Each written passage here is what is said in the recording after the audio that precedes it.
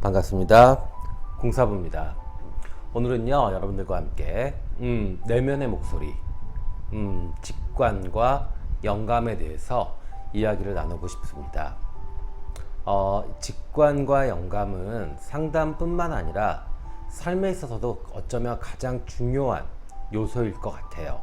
왜냐하면 직관이라는 것은 사물을 그 본질을 한 번에 꿰뚫어 보는 그 힘이고요. 영감은 그것을 통해서 얻는 어떤 상상력이라든지 어떤 예지력, 이제 이런 걸로 표현할 수 있기 때문에 우리가 단지 이성에 의존하는, 생각에 의존하는 이제 그런 판단을 넘어서는, 그죠? 우리가 그럴 때 많잖아요. 그죠? 1 플러스 1이 2가 되는 거는 이성적인 사고작용이지만 실제 우리 삶을 살면 어때요? 어느 때는 100을 넣었는데 60이 돌아올 때도 있고, 또 50만 넣었는데 100이 돌아올 때도 있고, 막 이렇잖아요. 실제로 삶 자체가 사실은 좀 비논리적이고 약간 비과학적인 부분들이 좀 많지요. 네, 인간관계도 마찬가지고요. 그래서 진정한 행복은 어쩌면 직관과 영감이 바탕이 된 그런 삶이지 않을까. 그리고 특히 우리처럼 상징을 통한 상담을 하는 그런 분들은 직관과 영감이 발달되지 않으면 사실은 올바른 상담을 할 수도 없고, 그리고 상담을 한다 하더라도 오히려 내담자한테 더 많은 고통과 어떤 그 번뇌를, 망상을 심어주는 이제 그런 상담을 하게 됩니다.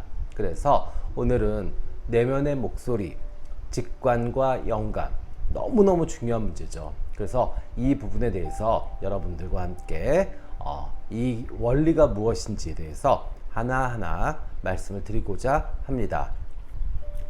자, 원시인이요, 미개인이요, 이런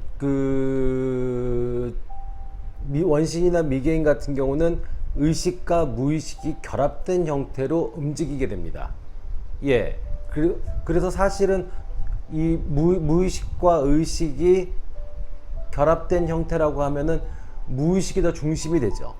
그래서 즉각적인 동물적인 반응들을 하게 됩니다. 그래서 여기서 나올 수 있는 것들이 어떤 뭐 샤머니즘이라든지 아니면 약간 물활론적 사고, 그러니까 만물에 다 영이 있다, 생명이 있다, 뭐 영혼이 있다라는 방식의 물활론적 사고도 이렇게 원신이나 미개인한테 볼 수 있죠. 네. 그런데 문명인들은 어떨까요? 문명인들은 의식과 무의식이 분화됩니다. 점점 멀어져 갑니다. 그러다 보니까 어떻게 돼요?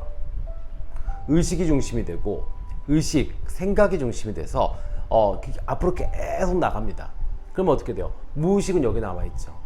그래서 우리의 지금의 마음의 고민들, 마음이 아픈 것들도 거의 대부분 다 이 문명인들, 우리가 지금 현대사회를 살아가는 이 문명인들이 의식과 무의식을 자꾸 이렇게 분리시키는, 그리고 점점 거리를 멀리 만드는 이제 그러한 일들 때문에 우리의 어떤 마음의 병이 깊어지는 것 같습니다. 이해되셨나요? 자, 원시인이나 미개인들은 마음의 병은 없지 않았을까요? 왜냐하면 의식과 무의식이 착 결합이 되어 있거든요. 그래서 무의식이 시키는 대로 의식도 따라가고, 또 의식이 반응도 해주고요. 아주 조화로운 방식으로 삶을 살아갔을 텐데, 물론 문명이 발달되지 않아서 불편한 건 많았겠죠. 하지만 마음의 병은 없었을 거예요. 근데 우리는 이렇게 편리한 세상에 밥도 저절로 되고, 그죠? 세탁도 저절로 되고요. 심지어는 청소도 로봇가 해주고요. 그죠? 자동차도 이제 자율주행 자동차가 나올 수 있겠고, 지금도 사실은 많은 부분이 운전자가 힘들지 않게 만들어주고 있는데, 왜 우리는 마음이 아플까요? 왜 정신적으로 이렇게 힘들어 할까요? 그거는 아마도 의식과 무의식이 점점 이렇게 멀어지기 때문에 그런 것 같습니다. 자, 그렇다면 우리는 마음의 전문가로서, 그죠? 남보다 더 이 직관, 내면의 목소리인 직관과 영감에 대해서 더 많은 공부를 해야 되고요. 또 의식과 무의식이 좀 이렇게 가까워지는, 그죠? 그렇다고 해서 원시인이 되자는 얘기를 하는 건 아닙니다. 네, 단지 무의식 내면의 어떤 소리에 대해서 귀를 기울이는 이제 그런 것들에 대해서 우리가 좀 중요성을 좀 깨달아야 된다라고 말씀을 드리고 싶어요. 아셨죠? 자, 그래요. 그래서 직관이라는 게 무엇일까요? 먼저 직관. 직관은요. 고들직 바라볼 관입니다. 직관, 고들직, 곧바로 바라본다는 거예요. 그래서 한눈에 본질을 깨닫는 것을 말합니다. 옳고 그름을 아는 것, 이것이 직관입니다. 이해되시나요? 네, 사물의 본질을 한 번에 딱 꿰뚫는 거예요. 네, 이 능력이 상담을 하시는 분뿐만 아니라 사실은 일상 우리가 사업을 하시는 분들이든 아니면 뭐 아이들을 가르치는 선생님이시든 아니면 장사를 하시는 분이시든 아니면 연애를 하든 이거는 너무나도 중요하죠. 그죠? 그 사람이 좋은지 나쁜지 옳고 그름 이것에 대해서 본질을 한 번에 볼 수 있는 힘, 그 눈, 그것이 직관입니다. 그래서 이 직관은 판단의 영역이 됩니다. 그런데 우리가 이성적 판단하고는 다르잖아요. 이성은 많은 데이터들을, 그죠? 예. 생각이나 이성은 그걸 원하니까요. 그 자료들을 수집을 하거나 아니면 관찰을 통해서 데이터를 축적해가지고 판단하거나 이건데 직관은 마음의 소리예요. 그러니까 한 번에 이것이 탁 하고 올라옵니다. 아, 좋은 사람. 아, 나쁜 사람. 아, 옳은 길. 아, 나쁜 길. 이렇게요. 자, 그리고 더 들어가면요. 어떤 작동 원리, 동기를 알아볼 수 있는 힘을 가진 것이 이 직관의 힘입니다. 동기를 알아볼 수 있는 거예요. 이해되시나요? 자, 그래요. 그러면 이 직관은 어떻게 발달하느냐면 지식을 바탕으로 해서 경험에 의해 발달합니다. 지식을 바탕으로 한 경험에 의해 발달합니다. 그러니까 뭔가를 자꾸 알아야 해요. 그죠? 예, 지식. 그러니까 뭔가 상식이든 뭐 아니면 뭐 공부든 뭐든 간에 그것들에 대해서 많은 것들을 좀 알고 있어야 그것을 순간적으로 이렇게 써먹는 힘이 생깁니다. 네. 그러니까 지식이 없는 직관은 대단히 위험하죠. 우리도 마찬가지예요. 자, 상징에 대해서 충분히 많이 공부하고 그런 다음에 그것을 한눈에 바라보는 그런 훈련을 하는 거죠. 연습을 하는 거죠. 그렇게 해서 직관이 발달하는 거지 상징에 대한 공부 하나도 없이 내 마음대로 떠든다 그러면 이건 완전한 헛소리가 되죠. 이해되시나요? 그래서 이 지식을 바탕으로 한 경험에 의해 발달한다는 개념은 칼융 선생은 그렇게 말씀하셨습니다. 나는 제자들에게 상징에 대해서 끝없이 공부하라 라고 말했다. 그리고 상담에 임할 때는 그것을 모두 잊어버리라고 말했다 라고 하셨습니다. 저도 감히 저희 어떤 후배님들과 저의 제자님들한테도 저도 똑같은 말을 하고 싶어요. 예, 충분히 공부하십시오. 그리고 상담에 들어갈 때는 직관을 사용할 때는 어떻게 해요? 그거는 다 잊어버리고 그때그때 맞춰서 들어가면 됩니다. 이해되시나요? 자, 두려움은 우리의 직관을 마비시키고 유연성이 없는 사람으로 만들어버린다. 맞아요. 두려움이 우리의 직관을 마비시킵니다. 그래서 경험이 필요한 겁니다.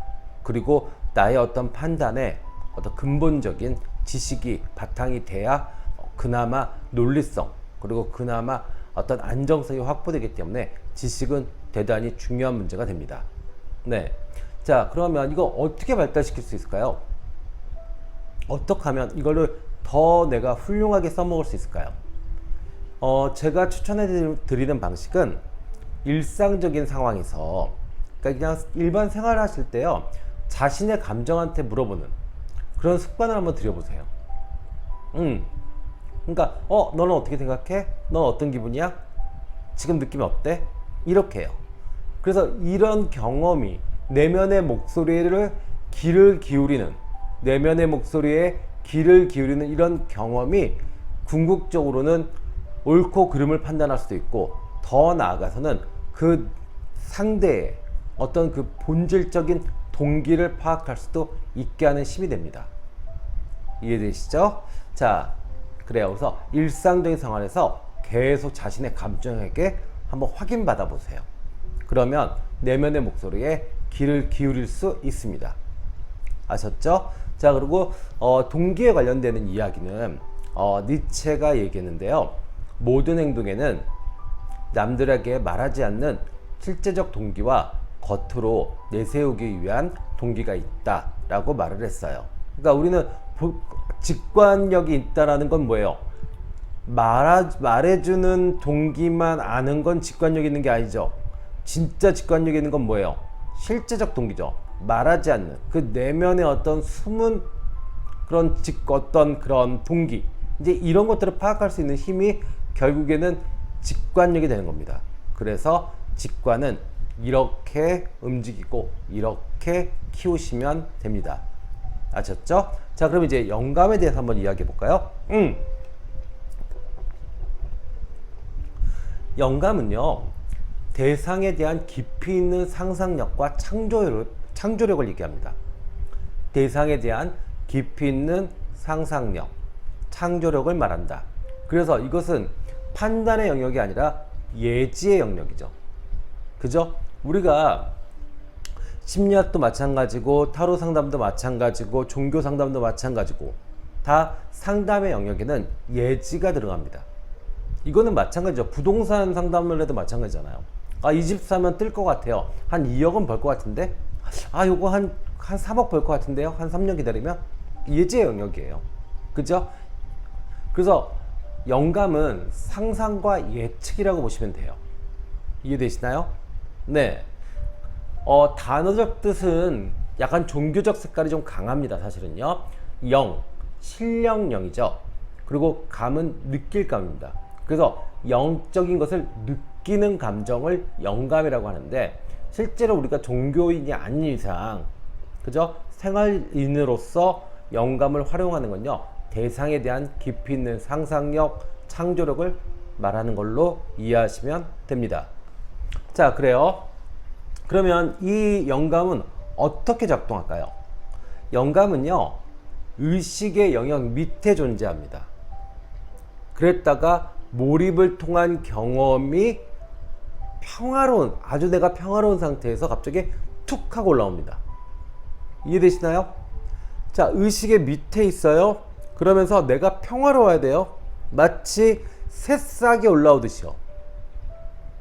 예, 봄날 햇빛처럼 이렇게 해서 툭 하고 올라옵니다. 이게 영감이에요. 그러니까 무의식에 존재하던 게 의식으로 올라오는 건데, 여기에 절대 조건은 뭐냐면 평화로운 상태예요. 그리고 몰입을 통한 경험이요. 몰입을 통한 경험이 씨앗이 되고요. 그 다음에 꽃이 피는 게 평화로운 상태에서 영감으로 꽃이 피는 겁니다. 이렇게 연꽃처럼요. 촥 이렇게요. 이해되시죠? 예. 자, 이런 영감은요, 개방성과 수용성, 그리고 공감을 통해서 키울 수 있습니다. 자, 개방성과 수용성은요, 이해, 자신감을 갖는 태도를 통해서 갈등을 조절할 수 있게 만들어줍니다. 자, 다시 한번요. 개방성과 수용은 이해, 그 다음에 자신감 있는 태도를 통한 갈등을 조절하는 힘을 갖게 해줍니다.